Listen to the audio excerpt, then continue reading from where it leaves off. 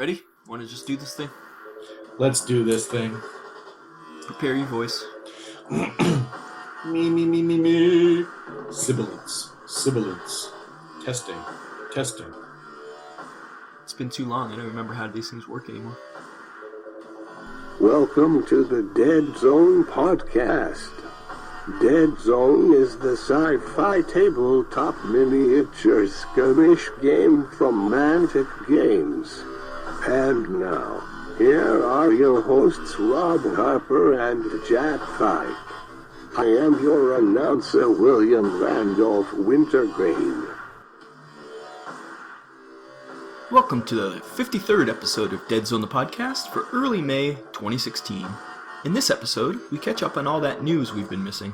As always, you can go to deadzonegame.podbean.com to see all the pictures, or you can go to youtube.com/c/Deadzone the Podcast for the video version of the show.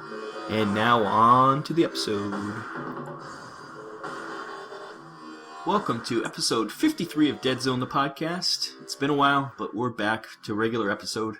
We had hoped by now we would have the Kickstarter in our hands, but it's not quite here yet. So instead, we'll just cover some news.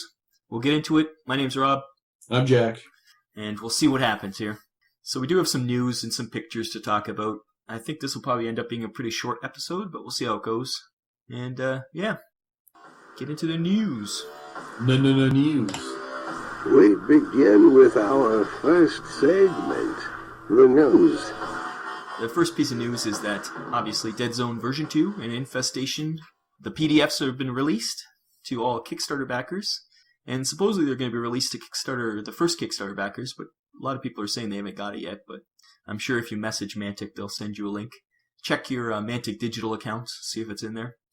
But other than that, the Kickstarter is actually shipping. Many backers already have the Kickstarter in their grimy little hands, those British people who get them first. And they're building and they're enjoying, and we don't have ours yet. Painting and playing and... Being happy. But we did get the Infestation PDF. Check that out. It's got all the elite lists in it. Have you actually checked it out, Jack? Did you actually look through it? I not throughout. At no point did I go cover to cover, but I did look at the interesting parts for me. I delved through the nuggets that I would look forward to.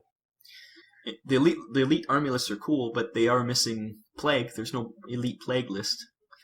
Well, Ronnie mentioned that that'll be coming soon, anyways. But we actually simulcast that coach's actually YouTube video interview with Ronnie. He mentioned a lot of stuff. Go back, listen to that one. Yes, Family Gamers 777. There was an interview with Ronnie, and in video form on YouTube. But we were blessed enough. Coach requested that we also give an audio-only version for people who want to just listen while you're commuting and doing whatnot. So take a listen. And he also gave us a little shout out. Yes, he cleared things up for Ronnie. It's not Coach and Friends. No, he did. Ronnie was a little back-asswards on what our relationship was and who we were and actually who ran the podcast. Just some small errors. Oh well. It just proves that we're definitely not on their payroll. That's true. And it also proves that our stink is getting on to Coach. Soon he'll be ignored as well. So with the Infestation, like I said, the elite lists are cool. Check it out, buy it. I'm sure you can go to Mantic Digital and buy it if you're not getting it for free. And it's got some cool stuff in there, and it's got new campaigns and things like that. We'll probably go over that more in depth at a later time. But we do have, if you go to our website, you can see the pictures. We do have the cover for the Infestation. Nice looking rat man.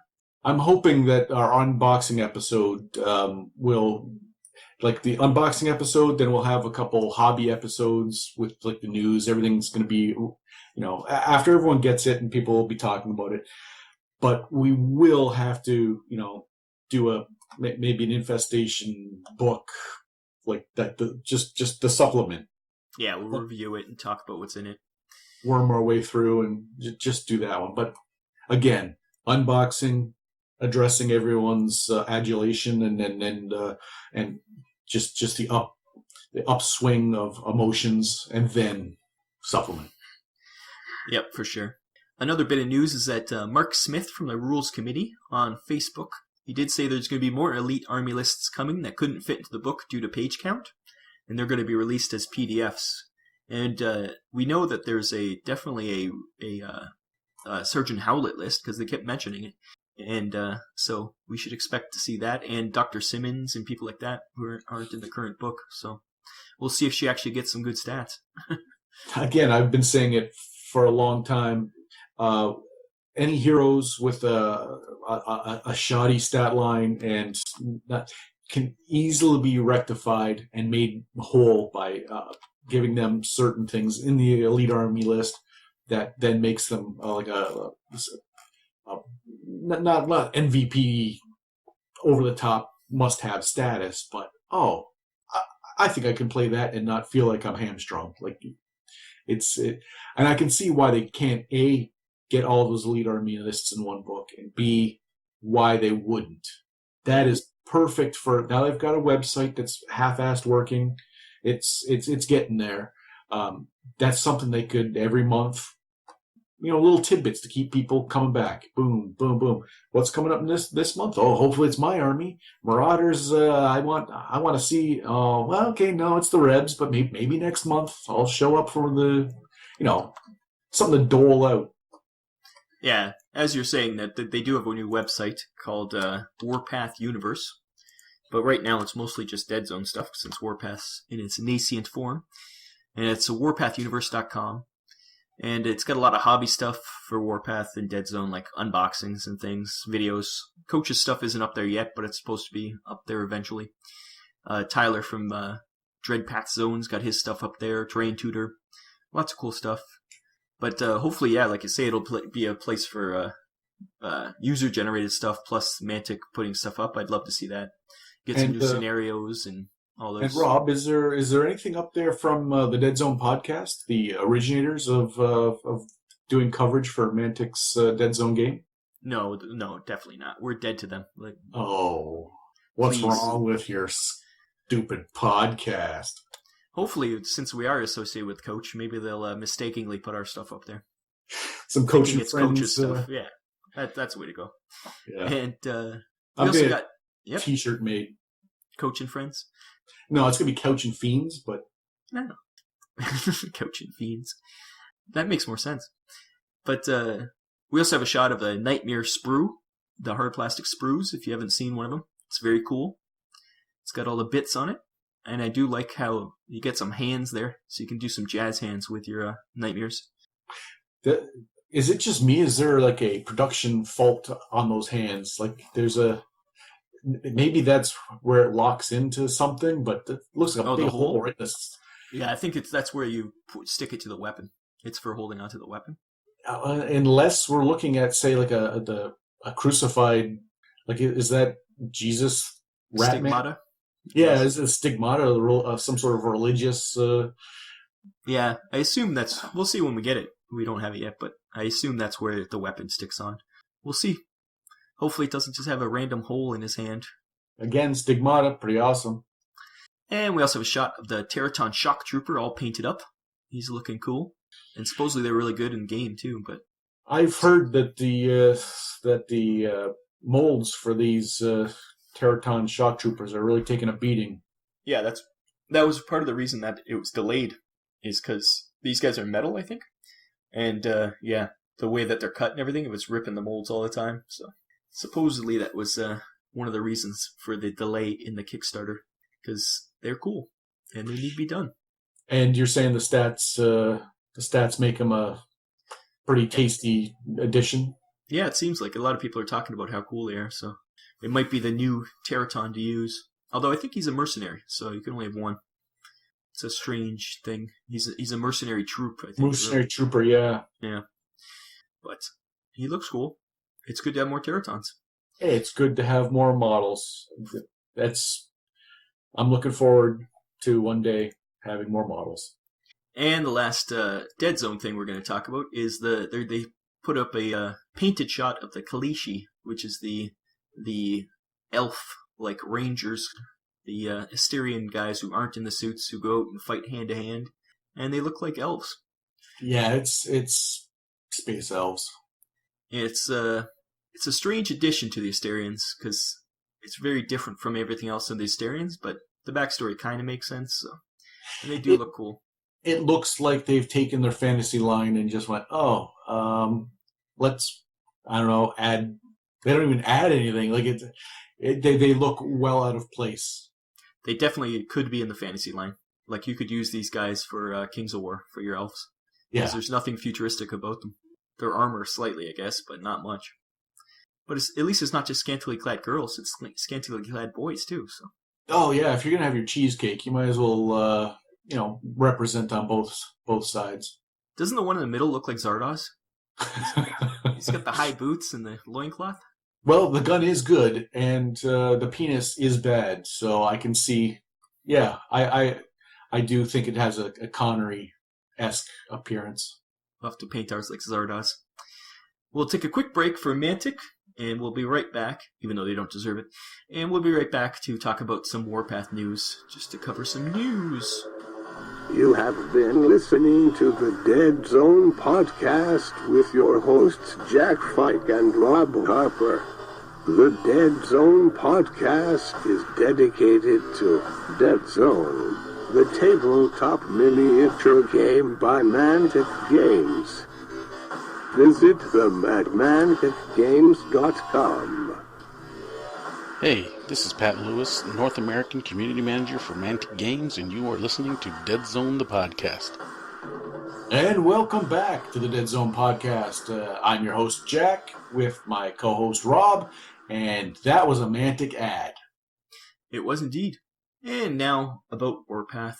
They are doing the Warpath structured playlist right now, and you can go to the, we'll put a link in the show notes for the forums that you can hook up with the Warpath and Firefight playtests, because they want you to get if you want to get into these rules and have a say, that's where you do it. And Warpath rule set 1.5 just came out, so go download that and check that out. And playtests. Warpath, we've seen the Dreadpath Zone guys played a lot, and I think we'll stick with Deadzone. I still have not. I apologize to Tyler right here, right now. I will admit that I have not watched any of it. You said you did. You said, hey, go take a look. I want to talk to you about it, and I just still have not. So yeah, it doesn't seem our thing, but maybe you'll have a different opinion than I do. But no, it's not. They were having fun with it. Yeah, it's not a slight to them or to the game. It's just not our thing. Yeah, it's not a slight to the game or Tyler's. I like but I just haven't been able to get to it, and so I shall hold my comments to myself until such time. Then I'll say one way or the other. But the good thing about Warpath is the vehicles. And yeah, we got a great shot of the painted Forge Father tank, looking amazing, and so happy we're getting one of these because it's cool. Do you agree? Yeah. Of all the stuff that we've got coming that they're showing us now, the tank is like, okay, it's a Forge Father tank. It's got the armor that vaguely looks like a dwarf's head, and it's okay, yeah. I think not my aesthetic. Cool. I personally like the new Asterian flyer. Yeah, the Chira/Chima. That if you were to hold me down and stuff leaves down my shirt on the playground, that's the one I would choose. Yeah, we have some test 3D prints that they put out, and it looks really delicate, but it looks very cool. It's very different from anything else. That's for damn sure. Yeah. If you're playing Asterians and you're like, okay, I want something, this looks like. At no point do you go, oh, okay, yeah, that. No, it is the aesthetic. It is. There is no mistaking, and it takes what you like about that look and just like bathes in it. It's very Asterian, and I think it's for Asterian players, it's going to be just a marvel to put together. Do you think that gun on the second picture there, it's the same gun. Looks like the same gun as the turret. Do you think it's the same size? It looks like a different size, doesn't it? Looks bigger, but maybe it's just the angle. No, it's just the turret they parked on top. Yeah, is it? Yeah, you can see the saucer base, the whole thing. Yeah, I wasn't sure but it looks like it's a different size. That's why I was curious. Oh, forced perspective because it's a little closer to the camera. I'm not sure. Anyways, we'll have to see when we get it. Yeah, I just assumed because it has it looks like they just parked the full turret with all the saucer and everything right on top. But yeah, we'll see. I do like the aesthetic of it. And Warpath, it's coming along. We'll see how it goes. But generally, yeah, it's got a lot of things in the game itself. Like this, it's like Kings of War, but then with an extra layer of complexity with like suppression and things like that. Which I can see why people like it, because everybody's clamoring for a more complex game. But personally, I like to keep it simple. And as fans of Deadzone and as Deadzone players, as long as they stat it up for us, we'll keep looking at the stuff. We'll keep buying the stuff. We'll keep talking about the stuff. I don't know if we'll jump on this version. The first version's not going to be the polished gem. It's not going to be perfect, and it might not. And I'm not saying we won't ever try it, but right now, I want to see that flyer. I want to see that tank stats for Deadzone. So what? It's 100 points, half your army. Mm-hmm. I want to drive that tank down my 3x3 squared, city / highway, whatever I want to do with it. Then I'll be happy. Yeah, I don't know if they'll actually do stats for it, but we'll do stats for it, and we'll share them with everyone. They will do stats for it. No, we'll see, but I think they won't. From what I can tell, Ronnie's really pushing Warpath, and he doesn't care that much about Deadzone. He sees Deadzone as a stepping stone to Warpath. And I think, they don't care about statting anything up for Deadzone. Maybe I'm just being cynical, but that's what I feel. Well, first of all, that's my job. I know. I'm becoming the cynical person. There's going to be a problem with our dynamic if... We're both cynical? Yeah. People will be just like, oh, God, these guys. Grumpy old bastard, one and grumpy old bastard nattering on about stuff. It's true. I had a birthday. I'm old now. You did have a birthday. You don't look a day over 50, but... I try. So we'll have another ad, and this one's going to be for Strike Zone, and guess what? Adam's back. What? No new episodes. He put out 4 episodes in one day. Really? He's done school for the semester, and he's at it. So get back in there. I already sent his widow a corsage, so maybe... It's better than the horse's head in his bed. That's awkward. Well, it was only awkward when you were like, now that he's gone. Adam doesn't have a wife. We're just joking. But anyways, go see Strike Zone. Or does he? Dun, dun, dun. But yeah, it's good to see him back because we missed him. Yeah, for sure. It's been too long. It's been like 6 months. We thought he'd just gone the way of the dodo, but no. His last episode was January. It was like a Happy New Year, and it was Happy New Year and zombies. That's all I remember. And I checked every week for months, and nothing. Well, now he's back.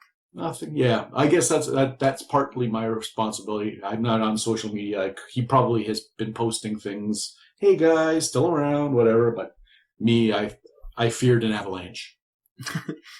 He does live in the tundra. He could have just been frozen somewhere. In a hedge maze outside of a hotel that's been snowed in. Quite possibly. That's probably actually likely. It's lucky that never happened to him. Anyways, go listen to Adam. Strike Zone. We'll be right back. It's time to enter the Strike Zone.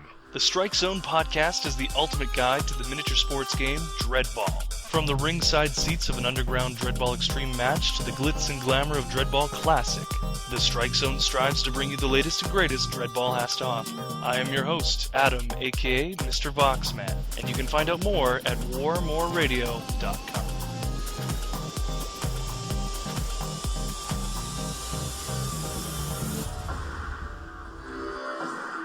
Welcome back to the Deadzone Podcast. It is shout-outs time. And welcome back. The next section of this podcast is going to be shoutouts. And Jack, this is a special shoutout just for you. Oh, jeez. Whenever you start with, hey, I got this one for you, Jack, it's always bad. I don't know for how long you've been looking for this one man, and now he exists. And that's the guy who made your favorite Deadzone Army Builder. His name is Luther Blissett, and he's updated it for version 2. It's not quite finished, because he doesn't have ways to change your weapon loadouts. I was just going to say that. I've been waiting.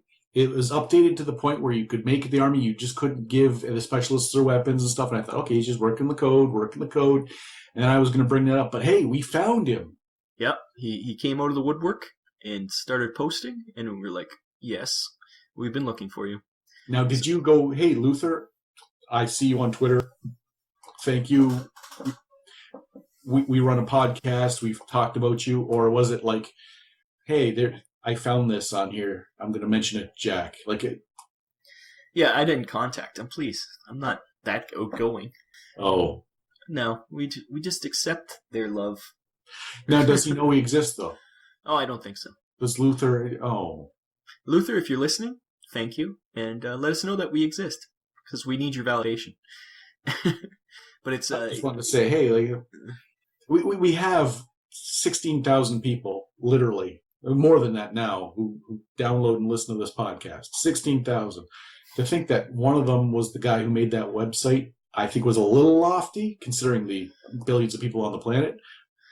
But I would have liked to have thought that all my adulation over, all of the time I've prostrated myself at the altar that is his coding, that he was hearing it, but maybe not.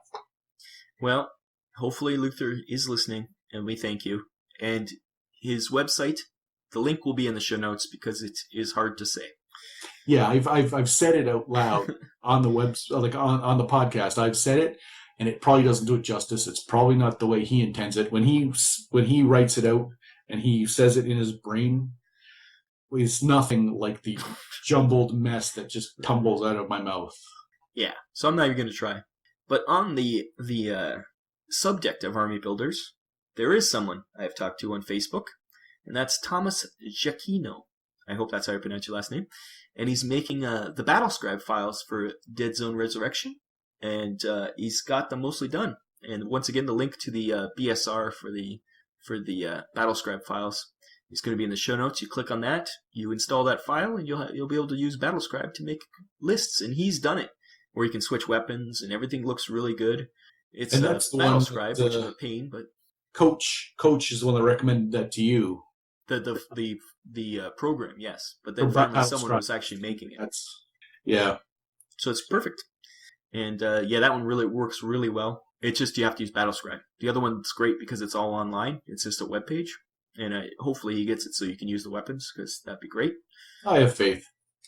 But other than that, check out the BattleScribe files, and if you're used to BattleScribe, it'll be super easy for you. And use that and make your armies, because it's cool. Now for a segment we call Our Stuff. We'll move on to our stuff. Jack, have you done anything Deadzone related or miniature related in any way? In any way, shape, or form? You have. I know you have. So what have you done? Not a damn thing. That's not true. You've done stuff. Yeah, but it's a surprise. What? Okay, yeah. Where should I begin? The first of my hobbying adventures came in the form of usually when Rob comes over and he's got a little baggie full of something, it just means that's party night. But this time it happened to be filled with zombie dogs from a game called Zombicide. No, it's not from Zombicide. It's from a game called Zombies, actually. Oh, zombies. Yeah. They're like 100 a bag full of zombies, I think it's called. 100 So zombies. He goes, oh, I've got the other ones, so here, this is a good starter. But it was a bag full of zombies. Yeah, I think I gave you 50, I think. I don't know, but I painted them up. Jack has, how many zombie dogs do you have now? Oh, I got 30? Something like that? More than enough. I painted them up, And then anticipating, I thought the Kickstarter, that box will be delivered to Rob's hot, sweaty hands any second now. This was about 2 months ago. January. So that's when we're going to get it, January, obviously. So I was going to preemptively, I've been playing around with making molds. Rob and I both have been tinkering with different things. I made some molds of bases because I was going to base all mine, make all the bases first. So when the infestation shows up, all my little ratmen, whatever scraps Rob doles out to me, puts in my little whatever alms he puts in my little wooden bowl, I would take and I would have bases pre-made so I could paint them, put on the base. They all have a kind of a different aesthetic. It'd be nice. But I had all these bases sitting here painted, and I was waiting. All of a sudden, zombie dogs show up. So Project 1 met Project 2, and now they're all mushed in together into one big pile of zombie dogs. And now you got to make more bases for your Ratman eventually. Yeah, so I've been toying with because I had some misadventures learning how to do molding and stuff like that. Yeah, there's resin all over your desk and your hands. And well, the resin was one thing, but just the caulking I used silicone molds and stuff like that. I was thinking of doing a Professor Jack's video, and I might just do that when we're done doing the Containment Protocol books. That's a lot of studio time. We've been nose to the grindstone, which is why we're in different locations right now, because we're pretty busy. Once that's done, I think I'm going to do a tutorial on how to make molds and how to. I'm almost positive I'm going to, because I went through a couple of nightmare things that if I could stop someone else who just wants to make pieces, doesn't have to go through, then it would be like just a like a leg up on not going through what I went through. So yeah, and if you go to the website, you'll be able to see, no doubt, a picture of a bunch of zombie / plague pups that I did. Yep. And we'll have to get more bases made. And I've been molding some bases, and I did use them for my Forge Fathers. I had a bunch of Forge Fathers from the Crazy Boxes this year, so I painted them up as a Forge Father force because I didn't have them really. And you'll see the pictures online. And my bases are more just rubble bases that I was able to mold up and then put my Forge Fathers on them. And I like my Forge Fathers because they're cool. So so it's not just an insert inside a base that you purchase. That whole thing, the smooth outside round part, the of the rubble bit, and then that outside. Yeah, for some of them have straight edges, some have the curved edge. Yep, matters which base I was making them off of. The one with the Brocker, that is an insert. He's actually on an inserted base. Oh, so okay. It's a smaller thing. And then, I painted up the Yotan and the other little drill thing, which is fun. And I painted up a Dreadball giant, I guess, Forge Father giant. And I turned him into a mini Iron Ancestor. So I have that, which is cool. And that's about it. I like the Yotan. I like you painted it in your Forge Father, like brass and copper, like metal based, like that's the aesthetic you went for, and you've carried it through. But it's still just like a neat looking miniature. Yeah, he's pretty cool. This one I made him because I have another one that I had pointing down, like straight. This one I made pointing up, so he's more like using it as a bombard. Anti-aircraft. Yeah, but it's fun stuff. And I do like the Forge Fathers. I've kind of fallen in love with them. Coaches infected me that I've come to love the Forge Fathers. Well, I don't think anyone can blame you. They're fun. Yeah, I sound like a hypocrite, but Space Dwarves A-okay. Space Elves, Well, the Asterians are cool. It's just the Kalishi are a little too space elfy. I think the Asterians themselves, with the ciphers and the marionettes and those guys, I think they're very cool. I do too, but I'm talking in this show, the canon that is the show. It's the Kalishi that are a little too space healthy. The mother of dragons that showed up in their bikinis. But I like the Forge Fathers. Yes. The Brockers aren't just in bikinis. No, even the ones that are dressed like prisoners, like the... Well, they're not supposed to be prisoners. They're supposed to be miners. Yeah. But they always paint them with green. I mean, not green, with orange. So it does make them look like prisoners or something. Orange jumpsuits. Which they did the same thing for the Dreadball Extreme prisoner team. So yeah, every time you look at them, it's like, those are prisoners. No, they're just supposed to be miners. They're supposed to be like safety clothes instead of trying to escape prison clothes. They should have done bright green or something. Like fluorescent green. That'd be cool. You know, like the workers on... I think we've talked about this before. That the workers on like power lines and stuff wear. That really bright reflective green. Yeah. So something high vis. Yeah. That shows, hey, people need to know where I am at all times because there's heavy machinery moving around. I need to be visible, but also not like, oh, by the way, also prisoners wear that when they're picking up garbage on the side of like a chain gang in Alabama. I don't understand why they're dressed like miners anyways, because these are, sure, they come from, like, Brockers are miners, but these aren't these are like the pirate kind of, I'm going out to steal stuff kind of Brockers. Because isn't that even their leader's ability has something to do with stealing things? Like, you're right, because if they were miners, like, I could see... Why would they be in a dead zone? In a scenario, I could see, like, on a not Nexus side, but say another planet, and it's like, okay, there's a infestation of vermin in the mines, and these guys literally like, drop your pickaxes and fight. Like, but hey, you know what? If I'm painting, if I'm a professional painter and they want that, that's fine. The high vis, whatever. Who am I to complain? It's just a weird choice, is all I'm thinking. Anyways, I think that wraps it up. I think it's going to be a short show, but as we say, we've been just waiting for our Kickstarter to show up. Yeah. But you are going to be pleasantly surprised at. I think when you get the first box of crap delivered to your door, I think you're going to be surprised how easy it is to forgive this transgression. Oh yeah. Start building, start hobbying, and you will not be the dour Rob that is today's podcast. Yeah, you know, you're not as much of a professional. You've let your emotions get the best of you. You've become almost a me. But I think once that box is in your hands, you'll be back to the boyish, the charming, effervescent Rob that we all know and love.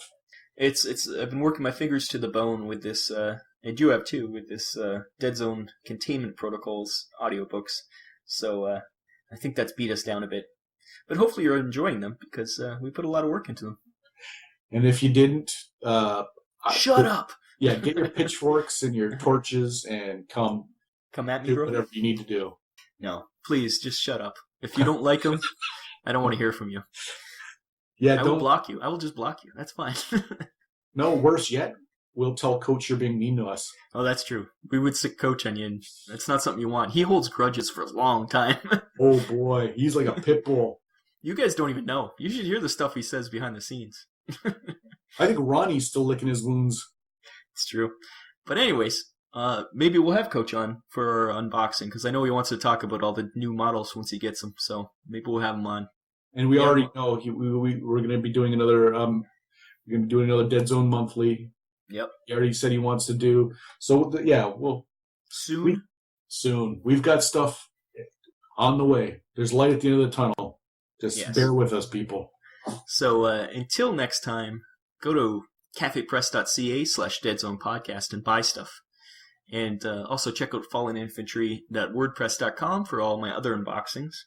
And hopefully the Deadzone unboxing eventually. And other than that, you be safe out there. A ding, ding, ding. I don't know what that means. Bye-bye. Thank you for listening to the Deadzone Podcast. I have been your announcer, William Randolph Wintergreen.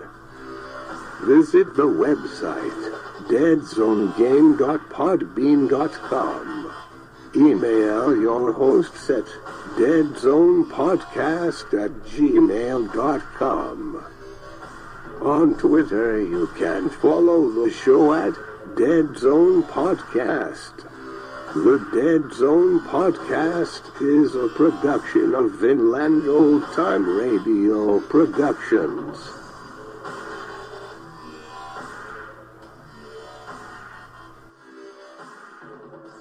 You're the green pieces. Yeah, that seems like the way to go. Well, that's what they did for Dungeon Saga, and the new Dread Balls are like that. I don't get the color-wise, but at least they're one-piece miniatures. Yeah, keep the hobby to like the hobby to the game rather than the hobby with a game around it. The only people that do like pre-painted is Hero Clicks, and everybody complains about the quality of them. I think they look pretty nice, but they're not like they're pretty basic paint jobs. They're not like shaded or anything, but they're cool. Pre-painted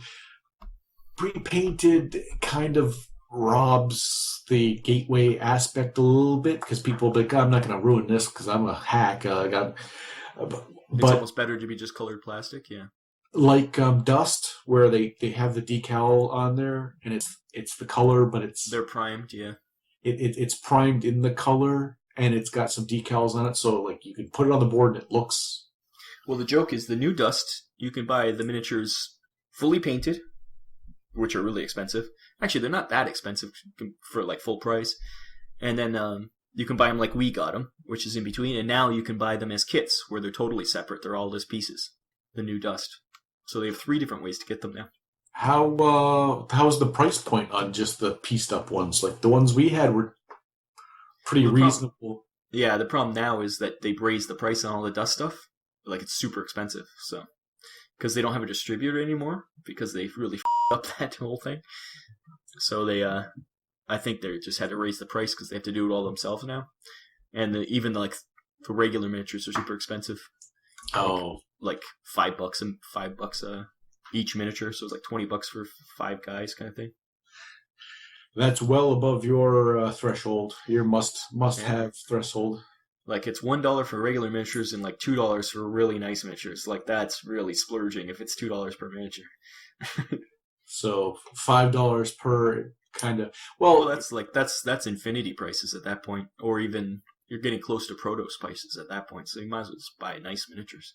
I was gonna say Cool Mini or not, or the high end Dragon Forge ones. Mm-hmm. Like you might as well go that route. Dust. Yeah, Dust is supposed to be cheap and quick. Yeah, Dust isn't that quality. Yeah. I like the aesthetic of them. I like the looks of them, and I don't have any complaints one way or the other. But quality-wise, when you look at like one of the high-end, even the Infinity miniatures compared to those, yeah, if you're just so much better. Yeah. If you're looking at Malifaux and going, oh, I'm looking at sculptures, and I want to play a game that has, guys. I don't even know how much Malifaux miniatures are. And then they're the same cost. You're like, oh wow. Yeah. Why would you choose to? Especially now that the people doing Bolt Action are coming out with their weird World of 2 game called something 47. I can't remember what it's called. So it's going to have tank walkers and things like that. So they have competition now too. So. And it's going to use bolt action rules, which are way better rules than Dust, supposedly. Like, people love the bolt action rules. Well, Dust never caught on the way bolt action did, so you've got a built-in audience already that's like, oh, those rules you already know? But imagine if the Nazis had steam-powered tanks. Exactly. That's exactly what this is. Yeah. You go, oh, well. Because bolt action is Alessio, who did Kings of War. He did bolt action, too.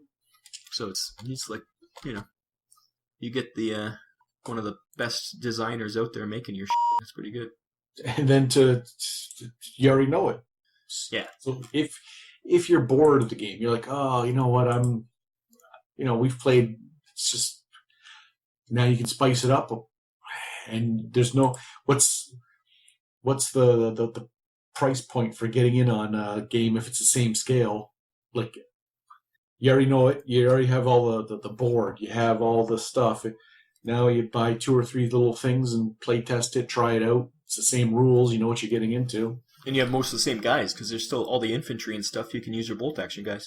It's just or you go, okay, well, I'm going to play Dust, because I like the crazy alt reality thing. It's pretty... Dust, I think, personally, the Dust's mechs and stuff look way better. I like the aesthetic of them. Cool. I think it's way cooler, but what you can do is get the Conflict 47 or whatever it's called rules and use your Dust miniatures in there. Or do what we're going to do eventually and use the Deadzone rules for Dust. You know, like... Yeah. Dust but I would never pay full price for a Dust miniature. Like, that's crazy. You don't need to now. No. There was a fire sale. You jumped on that. I think you could probably field, even if, like, the Dust Warfare, if you could probably field a massive army point-wise that would be... Yeah, I'd probably have enough for a good Russian and a good like Allies army. We didn't have much. We didn't get as much of the Axis just because they were sold out more. People like the Axis more. So. Yeah, but either one, like those two. If someone was like, "Hey, if that just say that exploded and Dust did become the thing," you're set. There's no reason for you to have to pay. Hey, I need some commandos. Here's $50 for a box of 6. You know, it's stupid, the pricing. Like each mech's like $30. I don't think they're worth $30. You can that's almost getting to like GW pricing. I was shocked at the cheapness of them when they were going in the fire sale. Like, but it was like $9. That was artificially low. Yeah, but $30 is high. I think the happy medium is like right in there in the middle where you're like, okay, I'm not. Yeah, $15 to $20 or somewhere in there, maybe. Even then, that seems high. Yeah, but you were at one point just buying because you could. At one point, you're like, I have enough already, but it's so cheap I can't help myself. Yeah. That price point doesn't work for a business, but a price point that's like, I really love this model. I'm going to get another one. Yeah, okay, yeah, I'm weighing the options. I will purchase another one. Yeah. Because there's miniatures that I see, I'm like, oh, I'd love to have that. It's just too expensive, you know? Even Deadzone stuff at full price is pretty expensive. Yeah, the Infestation better get here soon. I'm looking forward to the Veerman because it's something different, and I think it's something that the two of us, if we found like a color that like kind of like an overall color, like you know how we did the Asterians? No, not the Asterians. That was just like we had to get that done. You painted them, and I just tried to match the color. No, that was a chore because we said we were going to do it on the podcast, and then we were like, yeah, let's just do it. Remember when we did the Sorax and the Reds, yeah, and we both went, okay, it's going to be a purple. Yeah, we just got the colors right. It's going to be a purple and it's going to be a red. And then when we both independently did it, they turned out really close to each other. Yeah. We looked at each other. We chose the same red. We then our accent colors were also the same. Like we went with the purple fur, and then we went with like the weapons and armor were kind of similar. Yeah. Literally, there's some Reb guys. I look at them like, did I paint that or Jack paint that? Like, they were pretty close to those Rebs. The humans for sure. Yeah, it's the humans. I don't know who painted which. Usually, I can tell from the base, but I think at the time they're all the clear bases, so we're exactly the same. And some of the other ones too. It's like I don't know. Yeah, but we were so. I would say that we were close, yeah, for sure. We were on the same wavelength, anyways. I would like to see you do Enforcers, because they are bitchy to paint, and I'd like to see how you did them. Because they're kind of plain. It's hard to paint them interesting. But, yeah, I'd like to see how you paint up some Enforcers. I would even try and paint them up new. Everything I paint, I get to a certain point, and I go, I wonder what, like, if I just make the metal exposed here, just on an edge. And then I start with it'd be all rusty and beat up. Next thing you know, it's got liquids dripping out of things and rusty parts, and Yeah. the whole thing looks like a piece of shit out of a junkyard. Well, that's certainly an aesthetic. But there's quite a few things to paint, so. I think there's going to be no shortage of hobbying. No, we'll have a lot more to do, that's for sure. It's going to be content for the podcast. Also, it's going to be fun for us. Yeah, it'd be nice to do actual Deadzone again. It's just the fact that in January and February it would have been fantastic to sit, paint, and build, and getting it in June means, okay, well, I can either do this or I've got to cut my grass. Oh, I got to paint my deck. Yeah, there's a lot more work. It's not going to be as enjoyable. The only good thing is in the summer you can use the airbrush outside or do the spray painting, which you can't do in the winter. Well, yeah. So I'll bring the airbrush over and we can play with that too. Well, I made a mold of the dead body that you saw. Yeah. And that's one of my go-tos. Like, I got extra goo. I'll pour one in there. You got a lot of dead bodies. I will probably have about 10 dead bodies by the time I'm done making enough bases for. Well, you can always chop them up and use as bits and that the rats are gnawing on or something. Or we won't get any more plague until. Actually, I don't even think we are getting plague with the Warpath. I think we're done with plague for a while. You do have zombies coming, and you have your aberration. Your aberration could be like eating a guy. The aberration is again. I've painted a lot of green guys. I just painted those dogs. I wished that I had paid attention. I painted the new plague dogs, and I was going, oh, this is basically what they look like. But I painted them like I thought they looked. And when I painted them, I made them a really dark bluish, like sick green. Like all the original ones are like a sick, pestilent green. And the plague dogs that I just did now, the zombie ones, are like these bright neon with all the... So they don't look the same. They look close enough. Yeah. But they look like my recollection of it's a perfect... what you remember what they was. Yeah. And then when I got I got them together, I looked at it. Oh, no. One looks like a radioactive cartoon dog. The other one looks like something from a biohazard thing a hospital's incinerating. So are you going to do aberration in the green, or are you going to try something different, or what? I don't know. See how it goes. Play it by ear. Yeah. I might go with the crazy neon green and have him tie in with the plague pups, but then again, who knows? Yeah. I never did any bone jutting out or nonsense or anything like that. It was all basically like just stretched out musculars. Mm-hmm. But I don't know. Yeah, you did yours more like gooey instead of chitness. Yeah. Yeah, it's they're pretty cool. But yeah, the rats will be fun because it's something new, and it'll be fun to have fun with those new Pathfinders because they have more cloth on them, more variety you can put to them. Yeah, less assembly line, more like individual. Yeah. Well, with the elite army lists, I was going to say I think it lends itself to making individual teams, but now I'm thinking about it, no, it really doesn't. Like with the Pathfinders that you have, then you could, okay, well, all these ones will paint this color scheme, and then you... Yeah, there's still a lot of variety that you can make in those army lists, because you still have to choose everything, right? Yeah. And you could have, like, a group of like 4 that look like this, and stuff like that. And that's why, like, every time I get new enforcers, I paint them different, because I'm like, I don't care.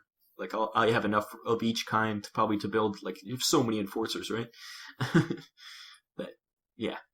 I could say, so I have to choose. Will I make my new long-range observer look like my checkmate enforcers, my original green guys, or Chrome? Because you got that, now that Chrome works, I got a Chrome leader. So you got a Phasma? Pretty much, yeah. I only regret was spraying him, because it actually made the Chrome dull by putting a clear coat on him. Oh, even if it was the I had high gloss coat, it still made them more dull. The chrome Because- was brighter than the clear coat. So Because the mirror finish of the chrome yeah. is still higher gloss than the gloss that the... Oh. So now he looks almost silver instead of chrome. So next time, I won't clear coat him. I'll just leave him as is. Because it's got to be pretty durable. If you bought like a trim-clad indoor-outdoor or exterior or something, or it's... And we're also not like, we don't transport the miniatures. We don't, like it's not, they don't, how often do we even like, if they drop onto a carpet. It's not like we're smashing them against things, Those clear bases seem to be like to want desperately to be away from the miniature. That yeah, they snap off pretty easy. We've had quite a few fatalities in that regard. Yeah, I think it's something to do with that acrylic doesn't bond very well. But every other base, I've never had any other base fall off. No. The only thing I've ever broken was a building, but I think that's to do with that spray. Oh, when I was moving. Speaking of breaking buildings. No, yeah. Speaking of breaking bases off, the plague. I had the plague thing here, and the top foam tipped off, and a Terraton, 2 stage 2s, a Terraton, and the one of the Type A's. All those bases went pew pew pew pew pew off. I was like, what the? It was all clear bases. Yeah. That's it. Like Crazy Glue doesn't stick to it very well. So the Terraton, I molded I molded a specialty base for them. That's cool. The stage 2s I just stuck back on because I don't use them, and I might use them in the new rules. They're supposedly good in the new rules. And then the stage 1 I actually drilled and put some things attaching them back to it. So hopefully that's it. Hopefully that they stick on, but I was just aggravated enough, like, oh, this shit's in my way. I'm trying to do this, whatever. And then it just tipped over, and like, even just me having to like fix. Like, I don't have time for this. And I look, and all these clear plastic bases are. What the? How is that even possible? Just that's what blew off them. So yeah, they're not on there with like. At no point are archaeologists going to find them. All these adhered bases onto them and go, wow, 16 centuries later, they're still stuck. That is not going to happen. Yeah, it's funny how it must be that the surface is just too smooth. Do we even have a Nemrath miniature? I don't remember ever seeing him. A what? Nemrath, the Asterian special guy. I don't think we have that. I don't know. I don't think we do, because he's like holding his arm up and playing with his arm pad. It must have been one of the ones we never got in the first wave and never even thought about him until now. I just reached back and grabbed the old Terraton and snapped his face off again. No, I molded him. I molded him a special resin base. Oh yeah, that too. Problem is, I really like the base, but I made it the same diameter as the clear plastic one. It's not big enough. Well, it's big enough. It's plenty big enough. But I'm looking at other miniatures, and that base is way bigger than the stock Mantic base. So even if I wanted to make more of the base that I made, it's not like I'll be cramming anything on them. I don't think the progenitors are any of the big Veermen. I think the base is too big. That might just be. We'll have to see. Some of those ones are pretty big for those Veermen, like the Terrors and stuff. They're quite large. And the progenitors, I think, are quite large. So we'll have to see. We'll have to see what the base size comes with, because. Well, that's everybody's flipping out about. They're like, "Whoa, it doesn't tell you what base size is." You know why it doesn't tell you? Because it doesn't matter. Yeah. As long as the model stands up. As long as it stands up and there's enough room for 4 of however pips they're supposed to be in there, as long as you can fit. Like if you make a zombie miniature and put a giant base on it so it fills with like a 3-inch by 3-inch square base, then yeah, you're being an idiot. I would call bullshit on that. I would say it doesn't help in any way. That's a hindrance. Why would you do that? Right, but I'm just saying, for instance, that's. But I know, but these people are like, they keep. Oh, it doesn't tell you this. It doesn't tell you that because it's simple. You don't have to overthink it, idiots. There's so many people complaining. Bitches. Whiny bitches. From all 4 corners. Okay, it's been real. It's been a slice. Bye-bye. Bye. You have been listening to the Deadzone Podcast. And now, a word from the fine folks at Vinland Old Time Radio. Vinland Old Time Radio. It is to laugh. Bastrow! Ahoy there, Dirigible. Help a fellow Empire citizen out with you. It's a gavel. A haunted gavel. Have you read The King in Yellow? Hello, William. I made the koala burgers. So what's new? Are you insane? That better be a rhetorical question. And yes. I once knew a Spaniard in Tarragona who spoke in gibberish like you. Up, and escape! That was terrible. I should be a god, and instead I'm stuck down here like a worm. She would tell me such wonderful stories. Dr. Deja Vu will return. Africa's a continent? It's with great protest. Sorry, Judgy Pudding. Ooh, now that's some fine programming. VinlandOldTimeRadio.podbean.com